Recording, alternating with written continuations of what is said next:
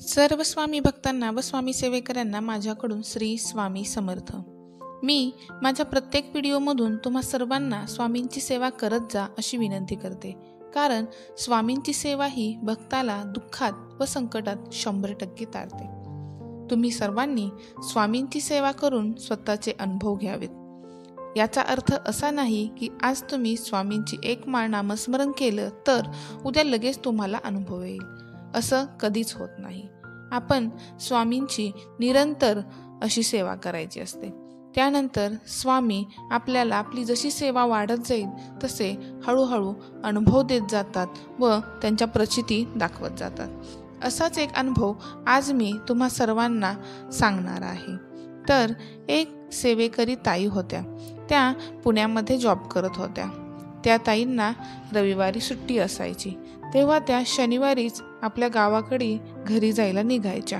तर असंच एक वेळेला त्या शनिवारी गावाकडे निघाल्या. पुण्यामधून ते एस टीमध्ये बसल्या व गावाकडे जाण्यासाठी निघाल्या. त्यानंतर त्या संध्याकाळी नाही म्हटलं तर 7 वाजेपर्यंत एस टी त्यांना भेटली असेल व त्यांना गावी पोहोचायला 3 ते 3.5 तास लागले. म्हणजे त्यांना 10-10:30 वाजले असणार. त्या स्टँडवरती त्यांच्या गावाकडे तेव्हा उतरल्या व घरी जाऊ लागल्या. त्या चालत जात होत्या. त्यांच्या गावात एका चौकामध्ये 5-6 मुलांची टोळी उभा होती. ती मुलं त्या ताईंना पाहून नको ते अपशब्द बोलू लागले व नको ते गाणी वगैरे म्हणू लागले. त्या ताई काहीही न बोलता तिथून गपचूप जाऊ लागल्या. त्या तिथून पुढे गेल्या तर ती मुलं त्यांच्या पाठलाग करू लागली. त्या ताई घाबरल्या व पळू लागल्या. ती 5-6 मुलंही त्या ताईंच्या पाठीमागे पळू लागली. आता तर त्या ताई खूपच घाबरल्या होत्या. त्या ताई अशा जागी होत्या ज्या जागी त्यांना कोणतीही मदत मिळणार नव्हती. तिथे कोणही लोक नव्हते. तिथे लाईटही फार कमी होती. अशा ठिकाणी त्या ताई होत्या. त्या ताईंना कोणाच्या तरी मदतीची खूपच गरज होती. अंधारही खूप पडलेला होता. रस्त्याने लाईटचीही कमी खूप होती. त्या ताई कंटिन्यू पळत होत्या. त्या ताईंना समोर एक गेट दिसले. त्यांना वाटले कोणाचे तरी इथे घर आहे. त्या कोणाची तरी मदत भेटेल या आशेने पळत त्या गेटमधून आत गेल्या व आतल्या भिंतीच्या आडोशाला जाऊन पहिल्यांदा ह्या मुलांच्या तावडीतून सुटण्यासाठी त्या आडोशाला जाऊन उभं राहिल्या. त्या मुलांनाही समजलं नाही की त्या अंधारात त्या ताई कुठे गेल्या. त्यांनाही त्याही मुलांना समोर एक गेट दिसलं. त्यांना नक्कीच वाटलं की ह्या गेटमधून आत गेलेले असणार. मग त्या ताईंना पाहण्यासाठी ती मुलंही आतमध्ये आली. ती सर्व 5-6 मुलं जेव्हा गेटमधून आत आलेली पाहिली तेव्हा त्या ताई खूपच घाबरल्या. कारण त्यांना आता भीती वाटू लागली. कारण त्या मुलांना 100% वाटलं की त्या ताई त्या गेटमधून आत गेलेल्या असणार. त्या ताईंनी पाठीमागे वळून पाहिलं की आता इथे कोणाचे घर असेल तर मला कोणाची तरी मदत भेटेल. त्या ताईंनी जेव्हा आतमध्ये पाहिलं तेव्हा त्या ताईंना आश्चर्याचा मोठा धक्का बसला. कारण त्या ताई मोठ्या आशेने ज्या गेटमधून आत गेल्या होत्या की तिथे कोणाची तरी मदत भेटेल ते कोणाचं घर वगैरे नव्हतं, तर ती एक स्मशानभूमी होती.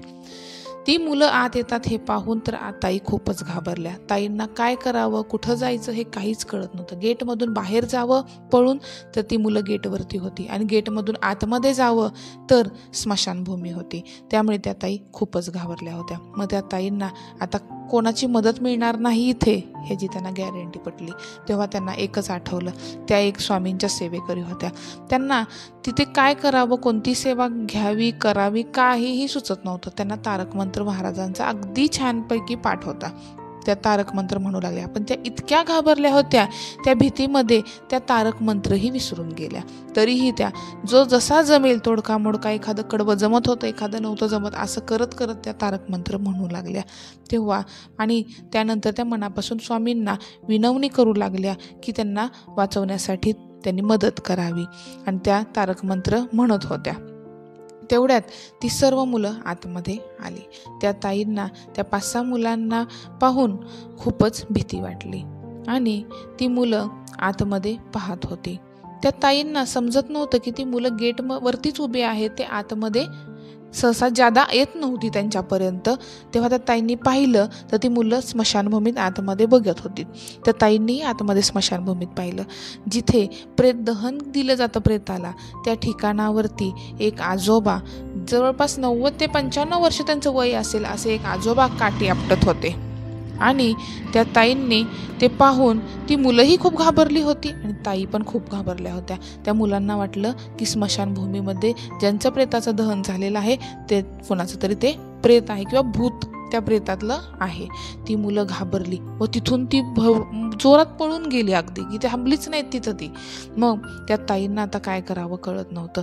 मग त्या ताई गेटमधून बाहेर पाहिलं तेव्हा ती मुलं तिथं नव्हती. हे बघून त्या ताई फास्टमध्ये त्या गेटच्या आतून निघून गेल्या बाहेर आणि तशाच त्या पुन्हा हळूहळू करत त्या घरी गेल्या.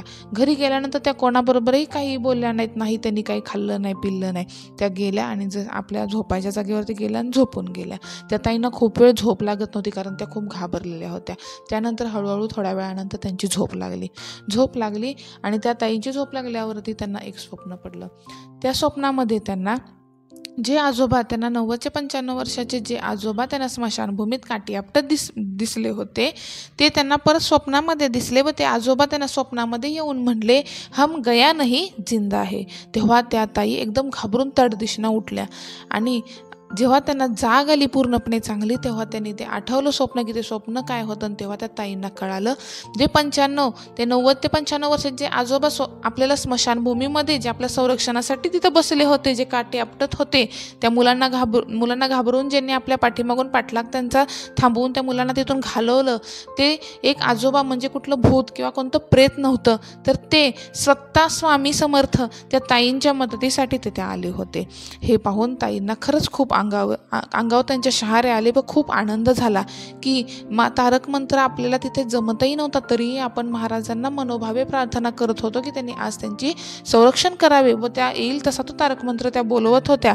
तरीही स्वामी तेथे आले आणि स्वामींनी त्या ताईंचं संरक्षण केलं. आणि स्वामी, मी नेहमी तुम्हाला सांगत असते प्रत्येक अनुभवातून, स्वामी सेवेकऱ्याची कोणतीही सेवा कधीही त्यांच्याकडे बाकी ठेवत नाहीत. ते व्याजासहित त्या सेवेकऱ्याला देतात. पण केव्हा? जेव्हा त्या सेवेकऱ्याला संकट, दुःख, त्रासामध्ये तो सेवेकरी असतो, जेव्हा स्वामींना ते मनोभावे प्रार्थना करून जेव्हा स्वामींची तो व्यक्ती किंवा ती सेवेकरी जेव्हा स्वामींना बोलवतो तेव्हा स्वामी नक्की आणि जातातच संकटामध्ये सेवेकऱ्यांच्या. तसंच ह्या ताईंचाही आज जो मी तुम्हाला अनुभव सांगितला त्या ताईंचाही अनुभव तसाच आहे. तर जर का त्या ताईंना मदत करण्यासाठी स्वामी स्वतः न येता स्वामींनी 90 ते 95 वर्षाच्या एक आजोबांचं एक भूत या रूपात त्यांनी तिथे रूप घेऊन ते तिथे आले व त्यांनी त्या मुलांना घाबरवून तिथून पाठीमागे पळवून लावलं. तर अशा प्रकारे महाराजांनी एक भूत बनून आज त्या ताईंचा एक संरक्षण केलेलं आहे. त्या ताई खूप खुश झाल्या की स्वामी त्यांच्या मदतीसाठी स्मशानभूमीतही आले. तर अशा प्रकारे त्या स्वामींनी त्या ताईंना दृष्टांत दिलेला आहे. तर भक्ताच्या पाठीशी महाराज नेहमी असतात. अशाच प्रकारे अनेक लोकांना, अनेक सेवेकऱ्यांना व अनेक स्वामी भक्तांना महाराजांनी असेच अनेक अनुभव दिलेले आहेत व स्वामींनी आपली काय लीला आहे, आपल्या सेवेची काय, आपल्या सेवेमध्ये काय ऊर्जा आहे हे स्वामी भक्ताला संकटाच्या वेळेमध्ये 100% दाखवतात. म्हणून सेवेकऱ्यांनो व स्वामी भक्तांनो, मी तुम्हाला प्रत्येक व्हिडिओमधून एक अनुभव, महाराजांची प्रचिती व महाराजांची लीला काय आहे हे सांगून ह्याच्या पाठीमागे माझा उद्देश एकच आहे की तुम्ही सर्वांनी महाराजांची मनोभावे प्रार्थना करावी, मनोभावे सेवा करावी. जेव्हा जेव्हा संकट येईल तेव्हा केलेल्या सेवेचं फळ ते तुम्हाला संकटामध्ये उभं राहून महाराज नक्की देतील. महाराज आपल्याला सेवेकऱ्यांसाठीच बसलेले आहेत. महाराज सेवेकऱ्यांच्या दुःखामध्ये त्यांच्या नक्की बरोबर असतात. ह्या दुनियेने जरी आपल्या विरुद्ध जरी उभं राहिलं, दुनिया विरोधात गेली तरी घाबरू नका. सेवेकरी जे असतील, जे स्वामींचे कट्टर सेवेकरी असतील, त्यांच्या विरोधात अख्खी दुनिया गेली तरी चालेल, कारण त्यांच्या पाठीमागे एक शक्ती आहे. ती म्हणजे ह्या ब्रह्मांडाला, ह्या दुनियेला निर्माण केलेले जे ब्रह्मांड नायक आहेत श्री स्वामी समर्थ, हे त्या सेवेकऱ्याच्या नक्की पाठीशी उभे राहतात. त्यामुळे तुम्हाला मी नेहमी प्रत्येक व्हिडिओमध्ये हेच सांगते, विनंती करून की महाराजांची तुम्ही सेवा करा. अगदी खूप काही नाही जमलं तर नामस्मरण तरी नक्की करा.